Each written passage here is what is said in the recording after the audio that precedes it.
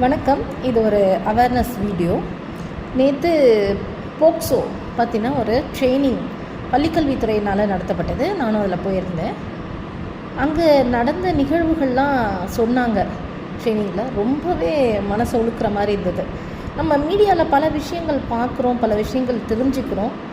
ஆனால் நேற்று அந்த ட்ரெயினிங் முடிச்சுட்டு வெளியில் வரும்போதே அங்கே வந்திருந்த அத்தனை ஆசிரியர்களும் ஒரு நிம்மதி இல்லாத ஒரு சூழ்நிலையில் மன பாரத்தோடு தான் வெளியில் போகணும். சொல்லும்போது நிறைய பேர் ஃபீட்பேக் சொல்லும்போதே பயமாக இருக்குது அப்படின்ற ஒரு வார்த்தையை சொல்லியிருந்தோம். அந்த நிலமை தான். அங்கே வந்து சைல்ட் ப்ரொடெக்ஷன்லேருந்து வந்திருந்தாங்க ஒரு அட்வொகேட். அவங்க தான் பார்த்த நிகழ்வுகளை சொல்லும்போது மனசை போட்டு உலுக்கி எடுத்த ஒரு நிகழ்வாக தான் இருந்தது ட்ரெயினிங். இருந்தாலும் கூட நைட்டு நான் அப்படி செல்லை பார்த்துட்ருக்கும்போது, மொபைலில் பார்க்கும்போது ஒரு நியூஸு 3 சிறுமிகள் பார்ட்டிக்கு போகிறதா சொல்லிவிட்டு வீட்டில் ஏமாற்றிட்டு போயிட்டு அவங்க ஒரு 6 ஆண்களோட சேர்ந்து இது பண்ணியிருக்காங்க. அவங்க சீட் பண்ணப்பட்டு அவங்கள போலீஸ் காப்பாற்றிருக்கிறாங்க. அது ஒரு லைப்ரரிக்கு பின்னாடி இருந்த ஒரு ரூமில் அவங்க கண்டுபிடிக்கப்பட்டார்கள்.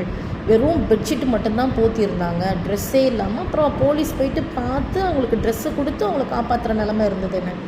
இது நம்ம பெரியவங்க மட்டும்தான் இப்போல்லாம் மொபைல் யூஸ் பண்ணுறோன்னு கிடையாது. எல்லாருமே மொபைல் யூஸ் பண்ணுறோம். எல்லாருமே நிறைய விஷயங்கள் இப்போ மீடியா நமக்கு சொல்லிக்கிட்டே இருக்குது. சோஷியல் மீடியா அதை விட சொல்லிக்கிட்டே இருக்குது நிறைய விஷயங்கள், என்ன நடக்கலைன்ட்டு. ஆனால் அதையும் பார்த்து இந்த பெண் குழந்தைகள் எப்படி ஏமாந்து போகிறாங்க அப்படின்றது ரொம்பவே வருத்தமான ஒரு விஷயமா இருக்குது. உடனே எப்படி நம்புகிறாங்க? இவ்வளோ அவேர்னஸ் கிடைக்குது. நாங்கள் டீச்சர்ஸ் இங்கே பேசுகிறோம், கமிட்டி போடுறோம். அந்த கமிட்டி வாயிலாக அப்பப்போ மீட்டிங் போட்டு எல்லாம் நாங்கள் சொல்கிறோம். இது குட் டச், இது பேட் டச், இது ஆண் குழந்தைகளுக்கு சொல்கிறோம். நீங்கள் பெண்களை எப்படி மதிக்கணும், என்ன பண்ணணும், இதுதான் இனப்பெருக்கம், இதுதான் செக்ஸ், இதெல்லாமே சொல்கிறோம். இவ்வளோதாண்டா விஷயம்னு கூட சொல்கிறோம். ஆனால் இதெல்லாம் தாண்டி இந்த பெண் குழந்தைகள் உடனே எப்படி ஒரு பெற்றோரை சொல்லிவிட்டு ஏமாற்றிட்டு போகிறாங்க. அது மட்டும் இல்லாமல் அவங்க ஏன் அதை புரிஞ்சிக்க மாட்டுறாங்க அப்படின்றது ஒரு கேள்விக்குறியாகவே இருக்குது. இதுக்கு என்ன பண்ணுறதுன்னு எனக்கு தெரியல. உங்களுக்கு ஏதாவது ஐடியா இருந்ததுன்னா சொல்லுங்கள். அதே மாதிரி இந்த மாதிரி குழந்தைகளை மிஸ்யூஸ் பண்ணுறமேன்னு ஒரு மனசாட்சி அவங்களுக்கும் இல்லை பாருங்களேன்.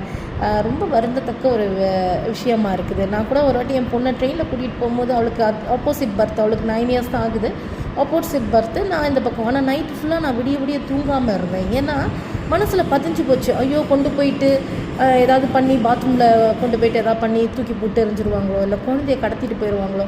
விடிய தூங்காமல் அந்த பிள்ளையை என் பர்த்லேயே வச்சுட்டு ஒரு பர்த்தை நான் ஃப்ரீயாக தான் விட்டுருந்தேன். ஸோ இந்த மாதிரி ஒரு மன நடுக்கத்துக்குள்ளே நம்ம ஆளாக வேண்டிய சூழ்நிலை இருக்குது. ஸோ இந்த குழந்தைங்கள எப்படி காப்பாற்றுறது, வேறு என்ன மாதிரியெல்லாம் அவேர்னஸ் உங்களுக்கு கொடுக்கணும் அப்படின்ட்டு உங்களுடைய மேலான கருத்துக்களை நீங்கள் சொல்லுங்கள். ஆனால் பெண் குழந்தைகளே திரும்பி நாங்கள் சொல்கிறோம், நீங்கள் பெற்றோர்களை ஏமாத்துறதா நினச்சிக்கிட்டு பண்ணுற விஷயங்கள் உங்களையே நீங்கள் ஏமாற்றிக்கிறீங்க அப்படின்றத மறந்துடவே கூடாது. எத்தனை போக்சோ வந்தாலும், எத்தனை விதமான தண்டனைகள் கொடுத்தாலும், நம்ம கண்ட்ரோலை மீறினா, நம்ம எப்படி இருக்கணும்னு நமக்குன்னு ஒரு டிசிப்ளின் வச்சுக்கிட்டு இல்லை அப்படின்னா யாராலையும் இந்த குற்றங்களை தடுக்க முடியாது அப்படின்றது தான். வெறும் தண்டனைகள் மட்டுமே மாற்றிவிடும் அப்படின்னு சொல்ல முடியாது. நம்முடைய கையிலையும் சில விஷயங்கள் இருக்குது. பெண் குழந்தைகள் அதை கண்டிப்பாக புரிஞ்சுக்கணும். முக்கியமாக ஆண்களும் அதை கண்டிப்பாக புரிஞ்சுக்கணும். ஏன்னா ஆண்களுமே சிலர் தவறு செய்யாமல் பாதிக்கப்படுறாங்க அப்படின்ற போது அது கொஞ்சம் ரொம்பவே வருத்தமாக இருக்குது. ஏன்னா போக்சோவில் ஒன்ஸ் அவங்களுக்கு தீர்ப்பு வழங்கிட்டு அதுக்கு மேல்முறையீடே கிடையாது.